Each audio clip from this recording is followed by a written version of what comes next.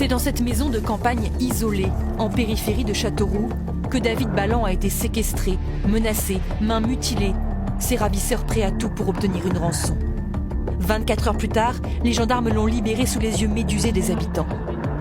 Des individus sont interpellés, mais aujourd'hui encore, les forces de l'ordre cherchent d'autres suspects capables d'avoir organisé ce double kidnapping digne d'un film d'action.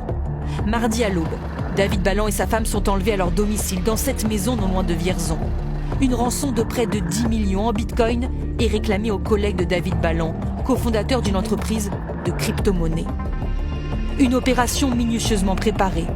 Pour communiquer, les ravisseurs utilisent un compte WhatsApp relié à un numéro d'Asie du Sud-Est, crypté grâce à un VPN très compliqué à tracer.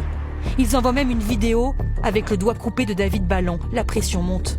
Mais les gendarmes interceptent une voiture volée. Grâce au téléphone des suspects, ils remontent jusqu'à la périphérie de Châteauroux et David Balland, mais sa femme est toujours introuvable. La gendarmerie verse une partie de la rançon et suit les fonds. Elle finit par remonter jusqu'à Étampes. C'est là que la femme est découverte ligotée dans une voiture. Au total, 10 personnes ont été arrêtées. 9 hommes, une femme, venus de plusieurs villes de France. Leur profil intrigue. Ce sont des individus qui n'étaient pas connus pour de la criminalité organisée. C'est plutôt des auteurs d'infractions de droit commun. Vous avez une partie des individus qui ont pu participer à cet enlèvement, qui n'avaient pas forcément en tête toutes les conséquences de ce qu'ils allaient faire, ou en tout cas tous les éléments relatifs à cet enlèvement.